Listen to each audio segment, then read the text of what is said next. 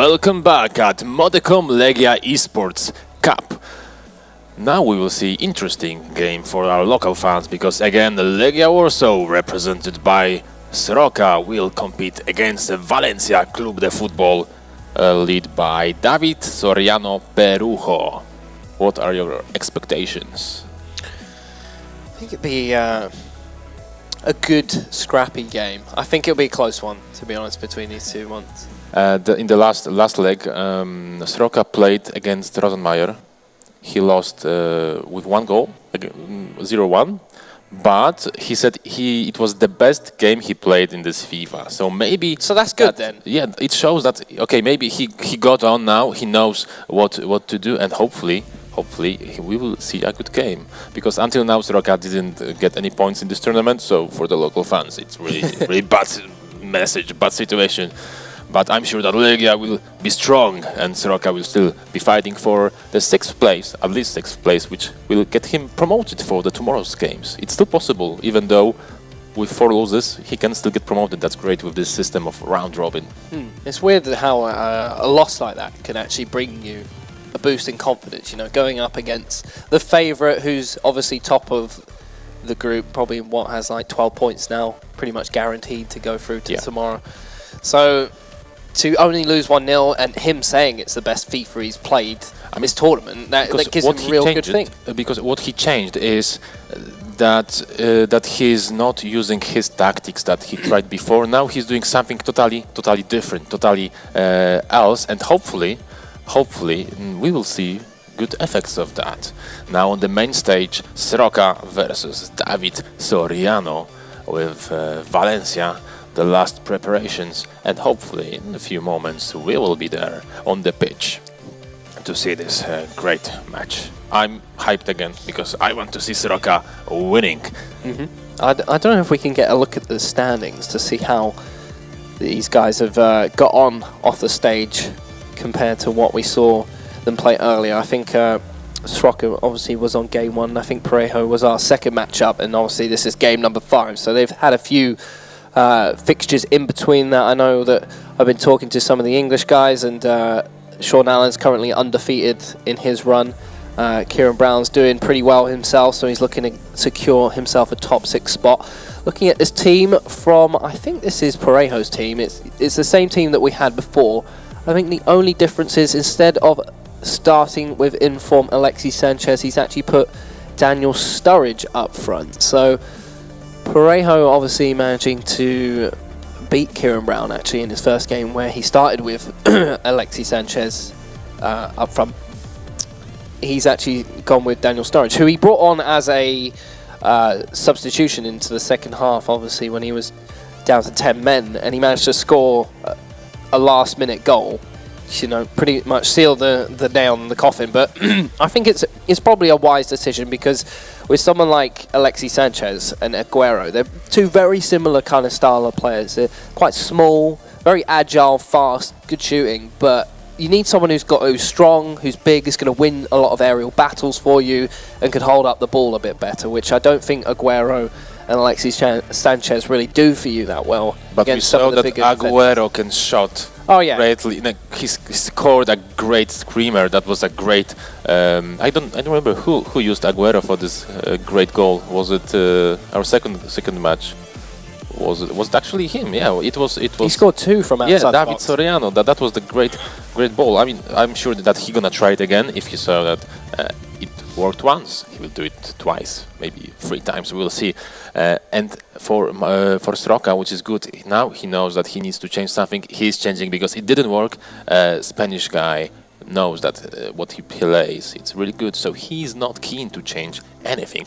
We see the standings, and I think they definitely need to be updated, because I'm pretty sure, well, with that last game that we saw, Aggie, because the third game we played on this stage had Aggie, who was already 2-0. He beat that one, meaning that he was 3-0.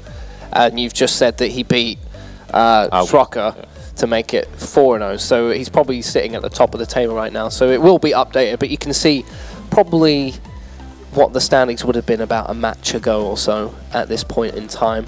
So now currently August Rosenmeier has 12 points and is leading without any issues. And Sean Allen, for me, a little surprised. Chasing down the pack. Chasing down. I mean, after bad start, he drew his match first, then 3 wins. So you're happy, yeah? I'm happy. And that's good, that's good. Your lad is leading currently without the update of the standings, and we've heard there was some good score apparently in our backstage where guys were cheering for one of the players. We're getting underway.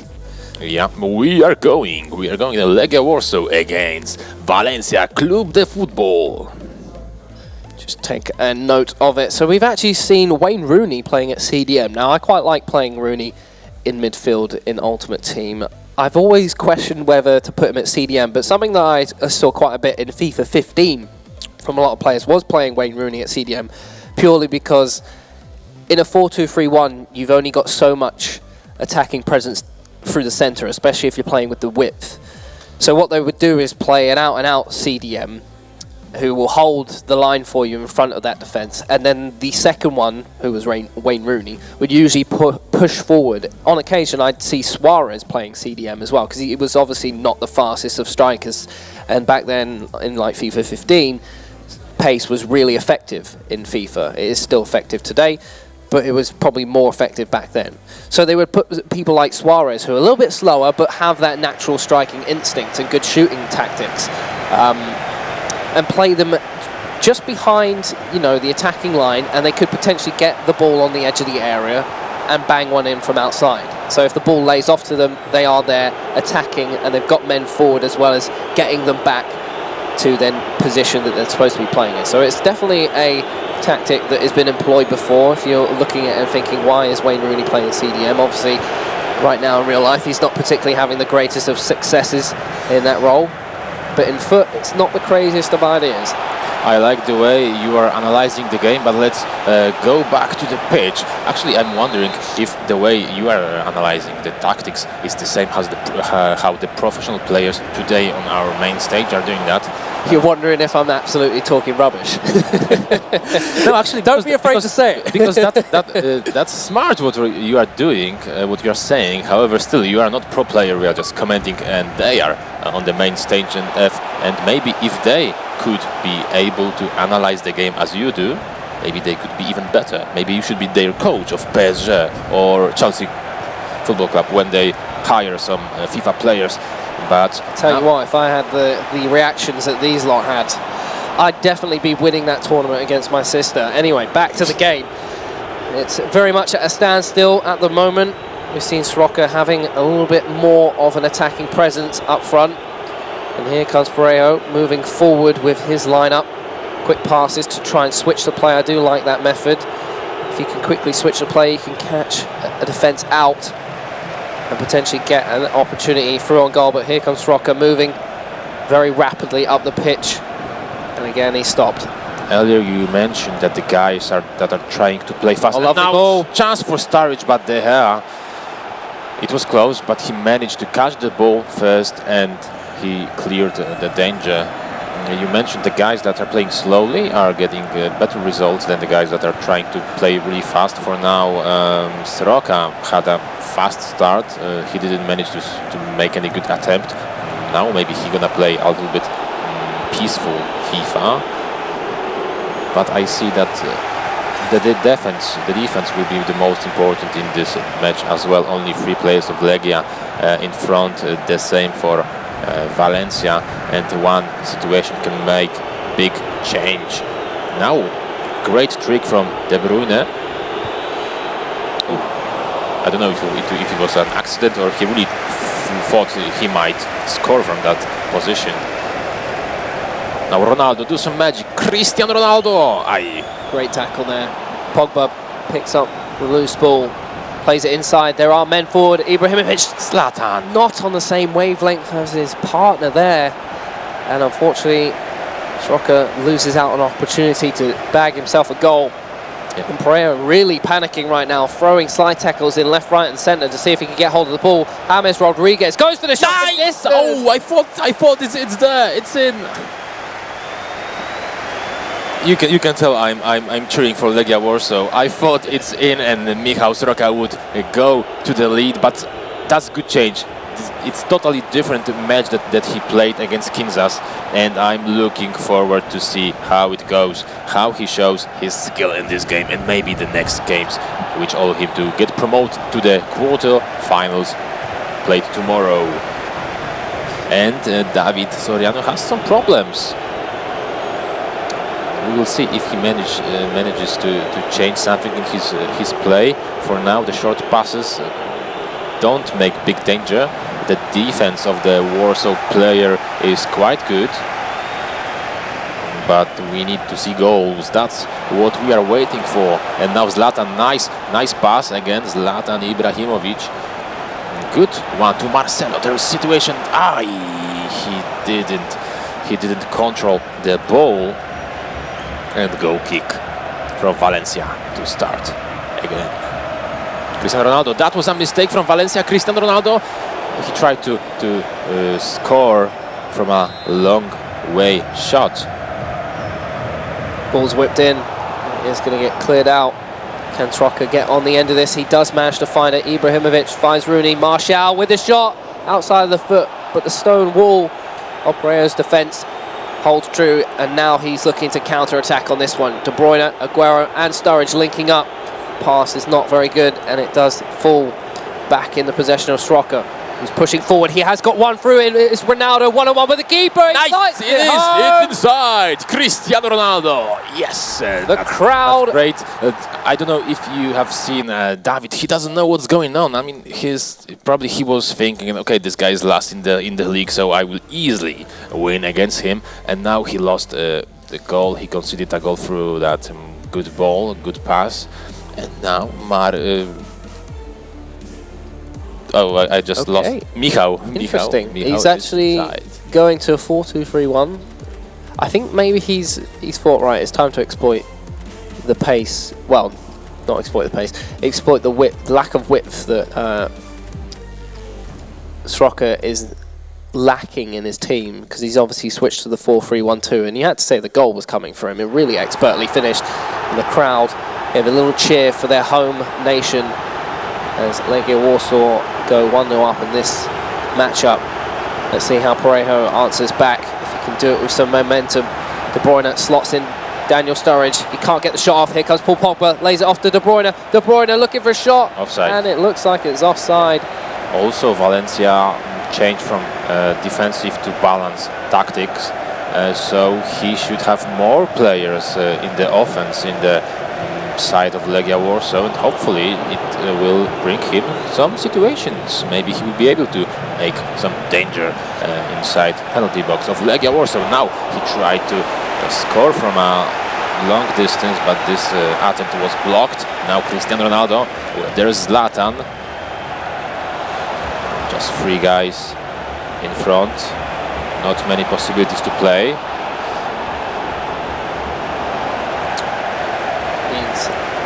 Trying to get the ball forward, but making it very difficult for him. And it's quite interesting to see him already make two substitutions after going 1-0 down in the 40th minute. I know that it is a situation where it's only a best of one. You've got to make sure that you get everything out of the game you possibly can. There's no second match to turn it around. You've got very limited time to do the turning around in. He does chip it to the back post. It is punched clear. And to bring Costa and Alexis Sanchez on so soon, not even at the half-time break, there was is very no interesting. Shots on target on David's side. He didn't do any danger at all in this game. So look at that. You can see why he decided to make such rash changes to the strategy. Michał is back, and hopefully he will manage to keep this result or even score more goals for his fans from Legia Warsaw. Okay, so Aguero is going to get the brunt of the action here. He wants to manage everything he possibly can, see if he can exploit the advantages of having someone like Aguero on the pitch. Obviously a natural poacher. I mean, first he needs to at least to try to make an attempt on goal. I mean, he scored 2 goals from outside the box. Why doesn't he have a pop again? See, try his luck. Maybe fortune will be on his side again. That's what he hopes for. However, in the defense, Soroka is playing quite well.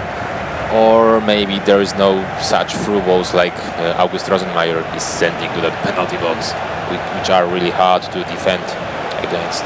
Well, he's definitely having more chances as the ball is turned. And looks like Aguero, no, in fact, Sanchez not really making much of that one, but switching to this 4-2-3-1 wide, it's definitely given him more options, and I like the fact that he's able to switch the ball quickly. I find that if you are going to play that fast passing method, being able to switch from one wing to the other really is going to give you so much more dimensions to your attacking presence. It's going to give you lots of opportunities to find a way in behind and kind of distract your opponent.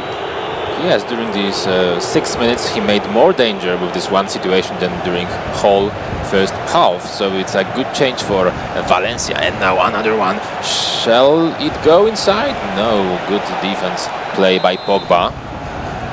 And corner kick, short one. Now chance for Sroka. Will there be a good counter-attack? No, no. He cannot focus only on defending. Got to be careful. You can't be passing like that around in the last few men on the ball. As Rooney is looking to find the end of it, but again, not going to happen. Here comes Breo. Look how much space he's got. He's got to find the man behind him, but it's well tackled by Sroka. He's giving it away. You can't be doing that either. Both these guys, their patience kind of getting the better of them. It's Sanchez. Oh, what a goal! Nice one. 1-1. One clean, nice equalizer. And Sroka he looks devastated. What happened? Some changes from Valencia, from David, Soriano, Perujo, and now, again, we play for everything. Sroka so in control for most of this match, and just a silly pass doesn't go his way, and he gives away the ball, and then Aguero puts the ball on the top of the goal. And Valencia don't want to stop on 1-1. They want to score more, and now Costa. This is more like it from Parejo. Finds De Bruyne, but it's not going to sneak in the near post, and it's palmed out for a corner. Douglas Costa tries to find his way through, but James Rodriguez does not let that one happen. Expert tackle there from the man in black and orange. And Sroka has the ball for himself now. Chris Smalling finds Paul Pogba there out on the wing. It looks like he's going to try and move down the wing if he can. He has got Ibrahimovic overlapping, and here comes the run from James Rodriguez, trying to find his way in behind. Does not have the muscle to get ahead of that one, but again, the ball's taken away. Kante in possession now. There was a nice chance for a lob to go in front of the goalie, but oh no! Now De Bruyne again inside the penalty box, but this time Sergio Ramos, for sake of Sroka, managed to clear the ball, and again, stupid mistake. I don't know what's going on, but it looks like this is a totally different game that we saw in the first half. It's like they swapped controllers, because Sroka now is... It's a good free kick! Whoa, oh, that was close. David De Gea having a great performance in between the sticks. Douglas Costa on the ball, trying to weave his way into the box. It's shepherded out for a corner. It's going to be taken short again. Douglas Costa once again trying to get his way inside. It's not going to happen. Sroka reads it like a book, and he's looking to capitalise. He's got two men pushing forward, and unfortunately they don't keep their momentum of their runs going, and they fall behind. The ball's given away. Parejo gets out of that one very, very tightly, and he's looking to try and capitalise on it this time. Douglas Costa cuts back inside, finds the ball. De Bruyne, but didn't quite get his feet in order to get that under control. And here comes the attack of Sroka again. End-to-end stuff at this point, all to play for, keeping their lifeline in this tournament alive as best as they possibly can for both of these players on the main stage. I see that Valencia is not wasting time. They want to win this game.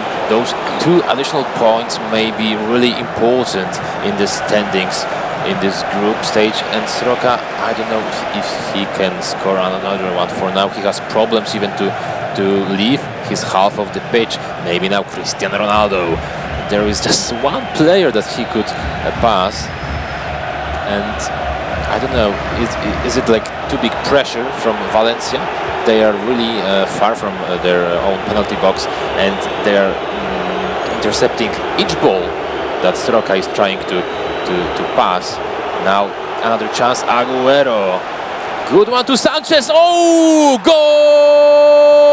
goal! The Club de Valencia. Great one. 2-1. I was unexpected. I didn't expect that, seriously. I didn't either. He came back from a very long journey, and he is now leading 2-1 against Sroka, and he's really disappointed. I feel that he's devastated now, but that's still FIFA.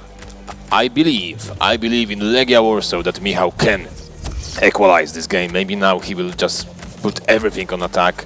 Let's see what he is changing. He doesn't have any good bench, good subs there.